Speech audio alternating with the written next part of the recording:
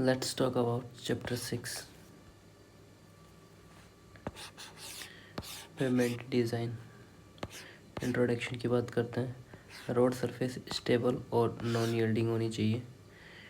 Rolling resistance minimum होना चाहिए। Longitudinal profile even होना चाहिए। व्हीकल डिज़ाइन स्पीड पर सेफ्टी मूव करें।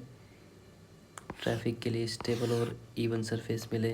इलास्टिक डिफॉर्मेशन और परमिशिबल लिमिट के अंदर रहनी चाहिए। उसके बाद बात करते हैं टाइप्स ऑफ पेमेंट स्ट्रक्चर। तो दो तरीके के होते हैं। पहला होता है फ्लेक्सिबल स्ट्रक्चर और दूसरा होता है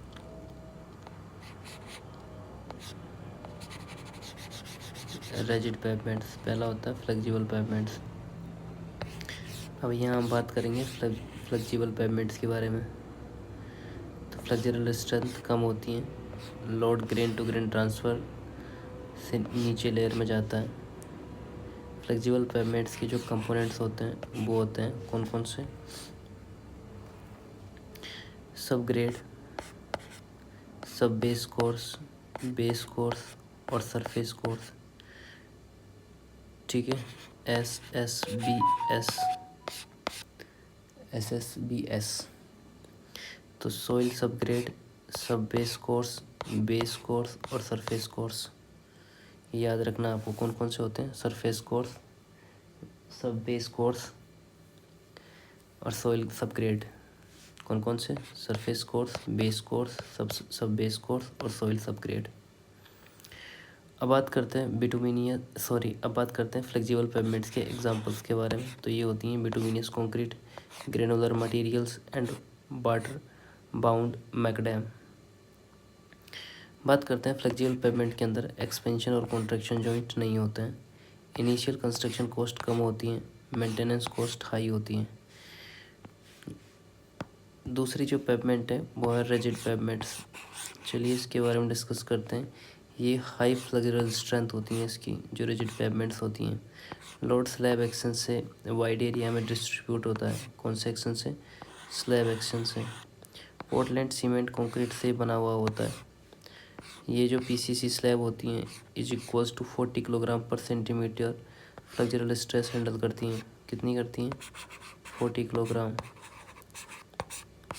जॉइंट प्रोवाइड किए जाते हैं इसके अंदर, रिजिड पेमेंट के अंदर। कंस्ट्रक्शन कॉस्ट इसकी हाई होती हैं पर इसकी मेंटेनेंस कॉस्ट जो होती हैं वो लो होती हैं। अब इसके बाद बात करते हैं सेमी रिजिड पेमेंट के बारे में। तो सेमी रिजिड पेमेंट्स क्या होती हैं कि फ्लेक्सिबल और रिजिड पेमेंट के बीच का इंटरमीडिएट टाइप होता है, जो लोड स्प्रेडिंग और फ्लेक्सिबल एक्शन दोनों का यूज करता है। किस किस का? लोड स्प्रेडिंग और फ्लेक्सुरल एक्शन दोनों का। अब बात करते हैं पेमेंट डिज़ाइन और फंक्शन एंड डिज़ाइन फैक्टर्स। किसके बात करते हैं? Function of the payment components. जो पेमेंट के कंपोनेंट्स होते हैं उनके फंक्शंस क्या क्या होते हैं। तो किस किस के फंक्शंस की बात करेंगे हम? सोइल सब ग्रेड्स, सब बेस एंड बेस कोर्स के बारे में एंड बियरिंग कोर्स के बारे में। तो लेट्स टॉक अबाउट सोइल सब ग्रेड। नेचुरल सोइल लेयर होती हैं सोइल सब ग्रेड। पेमेंट के सारे लोड फाइनली सब ग्रेड रिसीव करता है। मिनिमम 50 सेंटीमीटर लेयर अच्छी तरह से कॉम्पैक्ट होनी चाहिए। Optimum moisture content and maximum dry density पर कॉम्पैक्ट की जाती हैं। किस पे? ऑप्टिमम मॉइस्चर कंटेंट और मैक्सिमम ड्राई डेंसिटी पर। स्ट्रेंथ एवेलुएट करने के टेस्ट जो है इसके सोइल सब ग्रेड के वो है कैलिफोर्निया वेयरिंग रेशियो, दूसरा है California resistance value test, plate bearing test और कंप्रेशन ट्राइक्शियल कंप्रेशन टेस्ट होते हैं। California bearing ratio test, California resistance value test, plate bearing test और ट्राइक्शियल कंप्रेशन टेस्ट।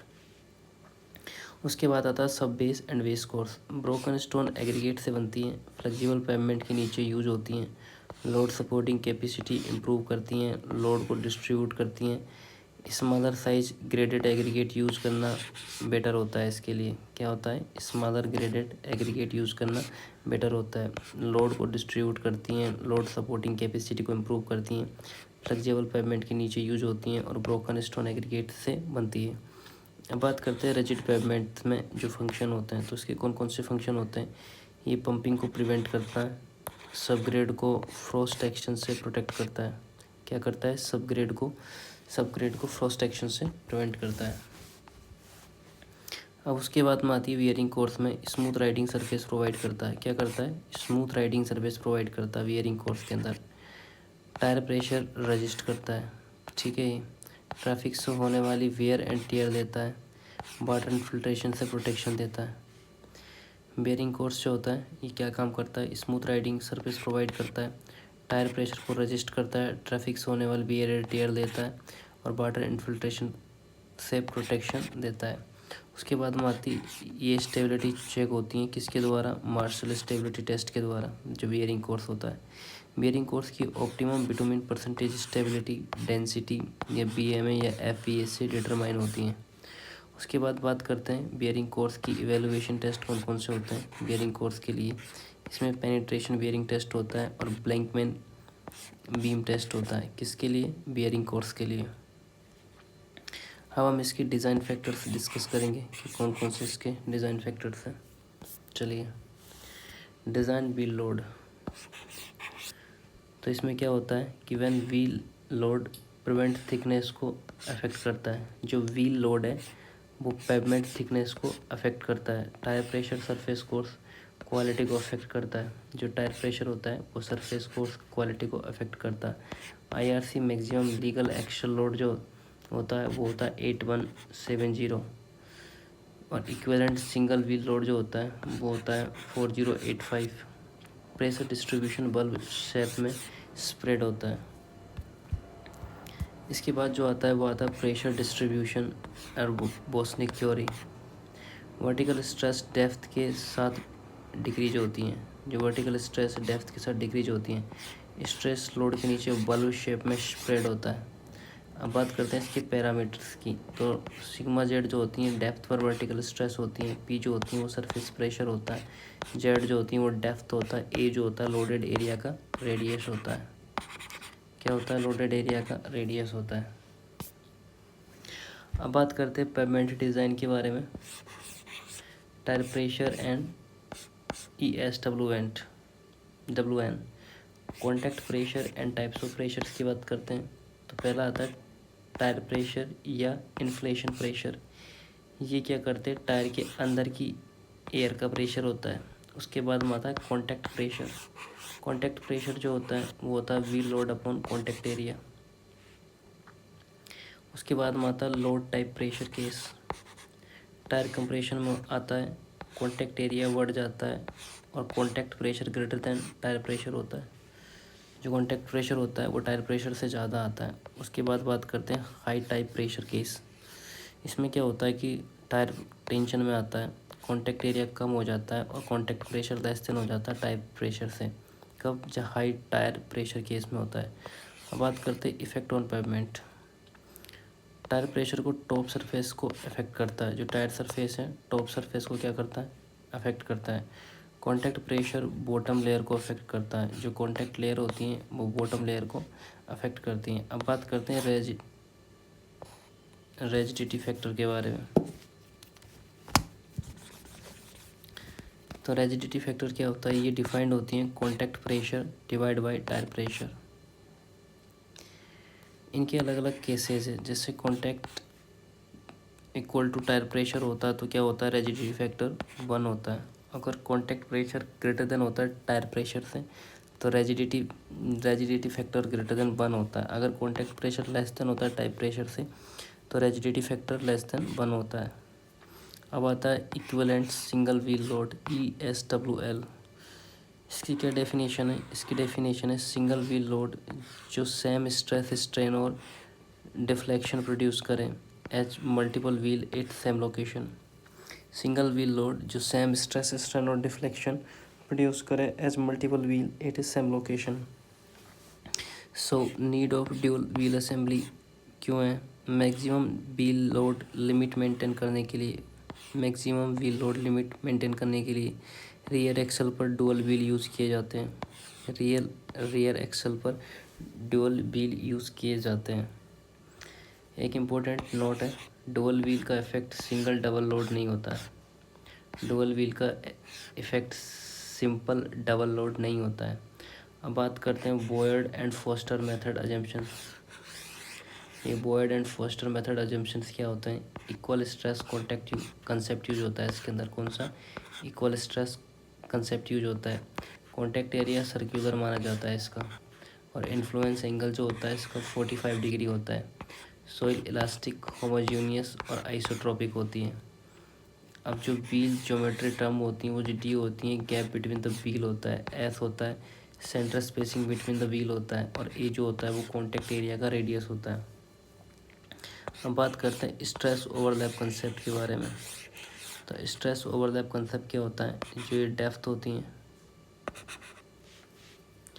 ये डेप्थ जो होती हैं वो less than equal to D/2 होती हैं। किसके लिए? नो स्ट्रेस डेवलप के लिए। जहाँ ESWL इक्वल्स टू P होता है। जब डेप्थ होती है ग्रेटर देन 2S, वहाँ फुल ओवरलैप होता है। मतलब जो ESWN होती है वो इक्वल टू होता है 2P के। ठीक है, स्ट्रेस ओवरलैप कंसेप्ट है। जो डेप्थ होती है वो लेस देन D/T होती है, और जहाँ डेप्थ होती है ग्रेटर देन 2S होती है।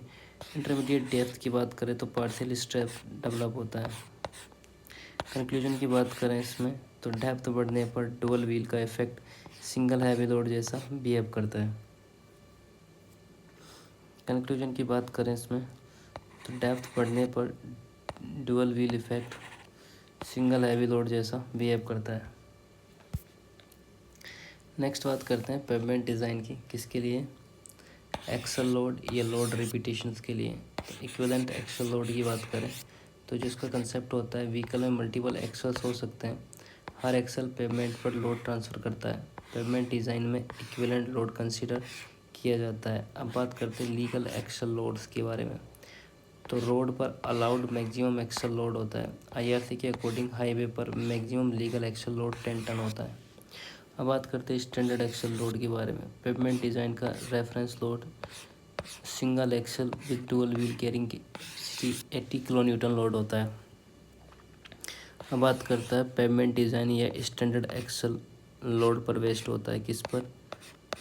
पेवमेंट डिज़ाइन या स्टैंडर्ड एक्सल लोड पर बेस्ड होता है। अब बात करते हैं repetition of the load repetition से प्लास्टिक डिफॉर्मेशन बढ़ता है, इलास्टिक डिफॉर्मेशन एक्यूमुलेट होता है।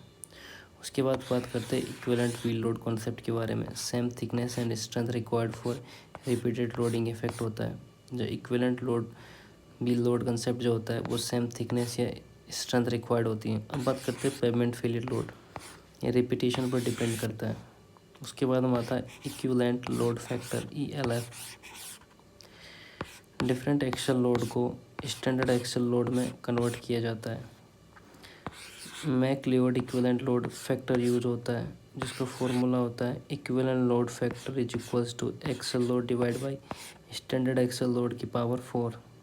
उसके बाद बात करते हैं फोर्थ पावर लॉ। तो फोर्थ पावर लॉ क्या होता है? ये damage directly proportional to the होता है एक्सल लोड की पावर 4। क्या होता है? डैमेज जो होता है वो डायरेक्टली प्रोपोर्शनल होता है एक्सल लोड की पावर 4 में। उसके बाद बात करते हैं एग्जाम्पल कंसेप्ट की। अगर लोड डबल हो तो डैमेज 16 टाइम हो जाता है। Heavy axle load pavement life को बहुत जल्दी रिड्यूस कर देते हैं। जो हैवी एक्सल लोड होते हैं पेवमेंट लाइफ को बहुत जल्दी रिड्यूस कर देते हैं। उसके बाद बात करते हैं लोड रिपीटेशन फेलियर कंडीशन। अगर P1 लोड के N1 रिपीटेशन से फेलियर होता है, अगर P2 लोड N2 के रिपीटेशन से भी फेलियर होता है, तो true repetition fourth power law follow करता है। अब बात करते हैं हम फ्लेक्सिबल पेवमेंट्स के बारे में, फ्लेक्सिबल पेवमेंट्स डिज़ाइन के बारे में। इसका बेसिक कंसेप्ट क्या होता है? पेवमेंट को 3 लेयर में इलास्टिक सिस्टम माना जाता है। जो पेवमेंट को 3 लेयर में इलास्टिक सिस्टम माना जाता है, stress and strain critical location पर कैलकुलेट होते हैं। Repeated traffic load effect consider होता है। अब बात करते हैं क्रिटिकल पेमेंट रिस्पॉन्सेस के बारे में। तो वर्टिकल कंप्रेसिव स्ट्रेन जो होता है वो लोकेशन होता है top of the service. Result जो होता है परमानेंट डिफॉर्मेशन या रटिंग। किसकी वजह से? वर्टिकल कंप्रेसिव स्ट्रेन की वजह से। उसके बाद हम आता है हॉरिजॉन्टल टेंसाइल स्ट्रेन। इसकी लोकेशन होती है bottom of the bituminous layer. इसका रिजल्ट होता है फटिक क्रैकिंग। और उसके बाद में आती है deformation inside the bituminous layer. Deformation inside the bituminous layer controlled by the proper mix design and layer thickness. Failure criteria and flexible pavement. अब आते हैं फटिक फेलियर। कॉज क्या होता है? Excessive tensile strain. लोकेशन जो होती है bottom of the bituminous layer. Result क्या होता है? क्रेक या क्रोकोडाइल क्रेकिंग्स। जो फटिक फेलियर होता है ये कॉज किसके कारण होता है? फटिक फेलियर एक्सेसिव टेंसाइल स्ट्रेन के कारण। लोकेशन कहाँ होता है? किस जगह पे होती है? इसकी लोकेशन होती है bottom of the bituminous layer. Results जो होते हैं वो क्रोकोडाइल क्रैकिंग में होता है। अब बात करते हैं फटिक इक्वेशन के बारे में।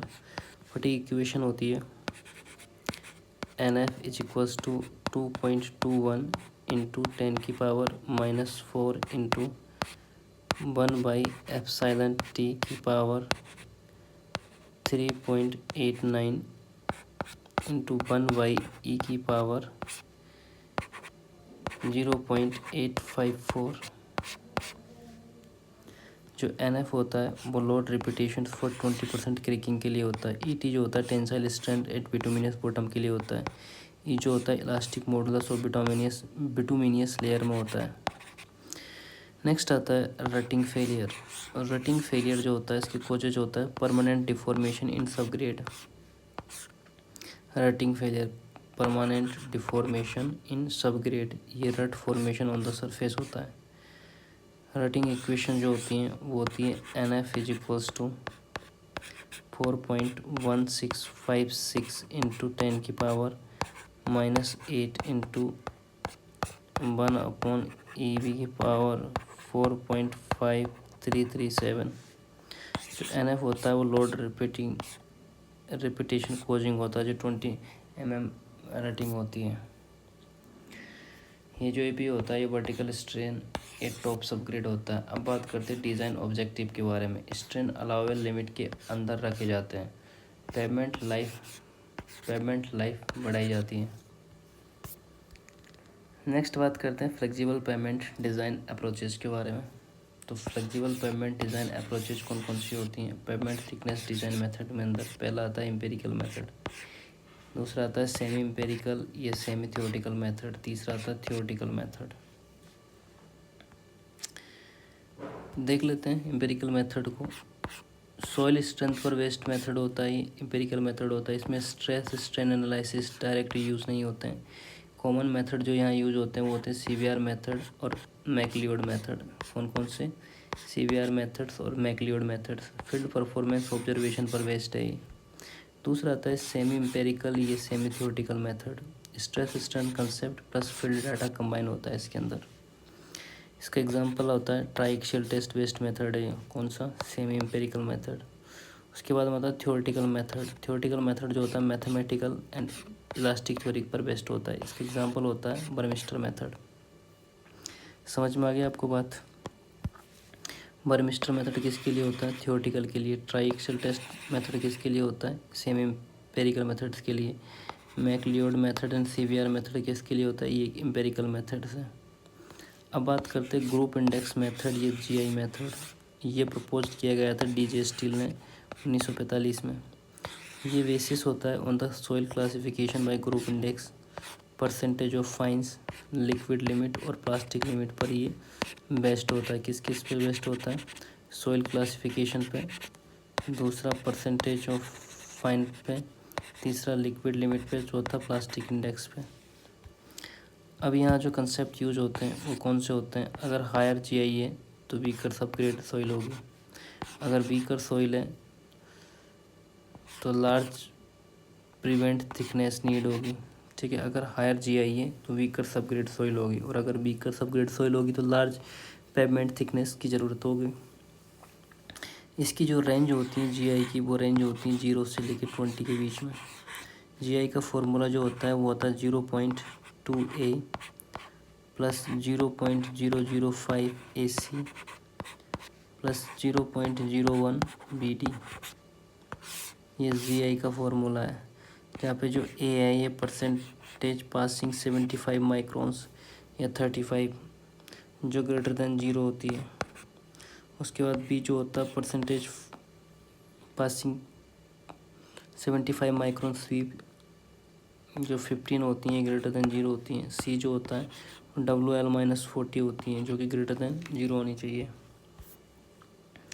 नेक्स्ट जो D होता है ये PI-10 होना चाहिए जो प्लास्टिक इंडेक्स, ये भी 0 से ज़्यादा होनी चाहिए। अब बात करते हैं limitations of the GI method.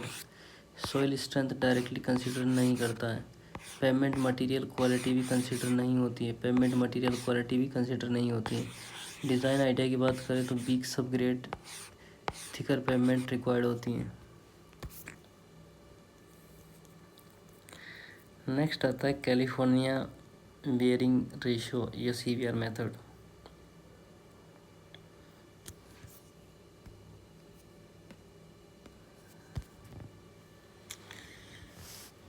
इसमें क्या होता है कैलिफोर्निया बेयरिंग रेशियो के अंदर,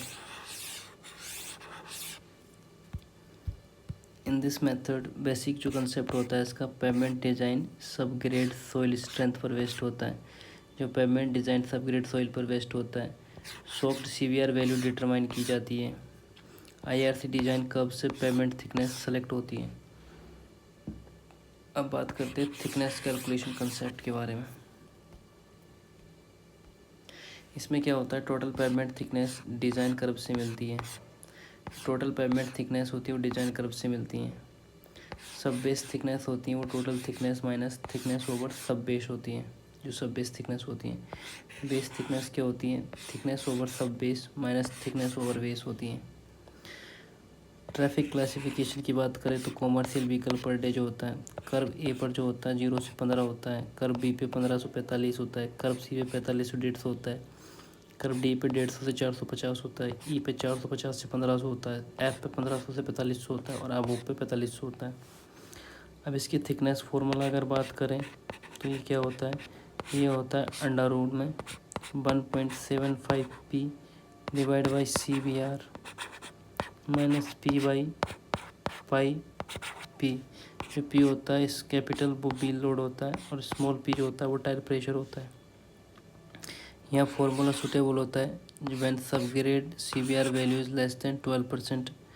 सो IRC recommendation for the CBR test laboratory में परफॉर्म होता है। सोइल को ऑप्टिमम मॉइस्चर कंसेंट पर कॉम्पैक्ट किया जाता है। सैंपल 4 डेज के लिए सोक किया जाता है। मिनिमम 3 सैंपल टेस्ट किए जाते हैं। अगर ऐसी एडिशनल डिज़ाइन गाइडलाइन की बात करें तो टॉप 50 सेंटीमीटर सबग्रेड कॉम्पैक्शन होता है 95 से 100% MDD। मेजर रोड लाइफ की बात करें तो approx 10 years. Single axle load limit 80 to 100 kilogram होती है और टेंडम एक्सल जो होती हैं 14,500 किलोग्राम होती हैं। अब इम्पोर्टेंट नोट्स डिस्कस करते हैं। अगर सब बेस में एग्रीगेट ग्रेटर दैन 20 mm से ज़्यादा हो तो उस लेयर के ऊपर का मटेरियल को CBR डिज़ाइन के लिए वैलिड नहीं माना जाता है। अब बात करते हैं limitations of the CBR method. Limitations of CBR method क्या होता है, heavy wheel load frequently effect fully consider नहीं होता है। लाइन कॉन्फ़िगरेशन कंसिडर नहीं होता है। सेम थिकनेस मिल सकती है चाहे मटेरियल क्वांटिटी अलग हो। अब बात करते हैं मॉडिफाइड CBR मेथड जो IRC 37 में दिया हुआ है। ये क्या होता है मॉडिफाइड CBR मेथड IRC 37। इसका जो बेसिक कंसेप्ट होता है वो design cumulative standard axle load पर बेस्ड होता है। ट्रैफिक को स्टैंडर्ड एक्सल रिपीटेशन में कन्वर्ट किया जाता है। जो स्टैंडर्ड एक्सल होता है वो 8170 किलोग्राम या 80 किलो न्यूटन होता है। अब बात करते हैं क्यूमुलेटिव स्टैंडर्ड एक्सल फार्मूला के बारे में। तो ये क्या होता है, ये होता है NS is equals to 365 into 1 plus RY 100 की power N minus 1 divide by RY 100 into A into D into F होता है। ए जो होता है वो commercial vehicle per day at completion होता है, आर जो होता है ट्रैफिक ग्रोथ रेट होता है, एन जो होता है डिज़ाइन लाइफ ईयर्स होता है, एफ जो होता है व्हीकल डैमेज फैक्टर होता है, डी जो होता है लैंड डिस्ट्रीब्यूशन फैक्टर होता है, एन एस जो होता है क्यूमुलेटिव स्टैंडर्ड एक्सेल होता है।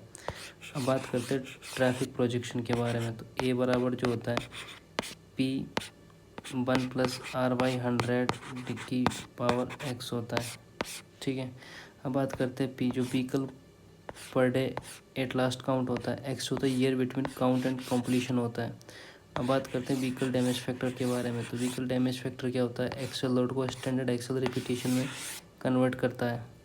सिंगल एक्सेल की बात करें तो VDF के अंदर लोड अपॉन जो VDF इज इक्वल्स टू होता है वो एक्सेल लोड डिवाइड बाई 8200 की पावर 4 होता है। टेंडम एक्सेल की बात करें तो यहाँ VDF होता है एक्सेल लोड डिवाइड बाई 14500 की पावर 4 होता है। रिकमेंडेड VDF वैल्यू करें बात तो व्हेन डेटा मिसिंग होता है, traffic volume commercial vehicle per day होता है, तो ये होता है 0 से लेके 150 व्हीकल पर डे। जो रोलिंग टेरेन के लिए होता है 1.5, हिली टेरेन के लिए होता है 0.5। क्या होता है ये होता है 0 से लेके 150 vehicle per day. Rolling terrain जो होता है 1.5 होता है, हिली टेरेन जो होता है 0.5 होता है। ये जो 150 से लेके 500 व्हीकल पर डे होता है। रोलिंग टेरेन जो होता है 3.5 होता है, हिली टेरेन जो होता है 1.5 होता है। ग्रेटर देन अगर 1500 हो तो रोलिंग टेरेन के लिए 4.5 होता है, हिली टेरेन के लिए 2.5 होता है ना। तो 150 से लेके 1500 तो रोलिंग के लिए 3.5, हिली टेरेन के लिए 1.5। अगर रोलिंग की बात करें तो रोलिंग के लिए 4.5 होता है, हिली टेरेन के लिए 2.5 होता है, ये वैल्यू होती है। अब बात करते हैं इंपॉर्टेंट नोट्स के बारे में। तो टू वे रोड में हायर VDF डायरेक्शन कंसीडर होता है। अब बात करते हैं लैंड डिस्ट्रीब्यूशन के बारे में। तो हाँ लगभग टाइम हो गया है, 2 मिनट हो जाएगा।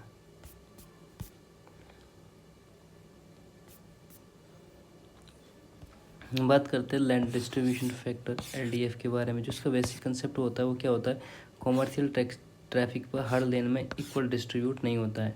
डिज़ाइन में क्रिटिकल लेन कंसीडर की जाती हैं। LDF वैल्यू की बात करें तो सिंगल लेन रोड के लिए LDF 1 होता है, 2 लेन के लिए सिंगल कैरीवेज होता है, 50% ट्रैफिक डिज़ाइन लेन के लिए LDF 0.5 होता है, 4 लेन में सिंगल कैरीवेज के लिए 40% डिज़ाइन लेन में LDF 0.40 होता है। डुअल कैरीवेज रोड की बात करें तो 75% कॉमर्शियल व्हीकल एक डायरेक्शन में होता है, जो LDF 0.75% होता है ड्यूअल कैरीवेज रोड के लिए।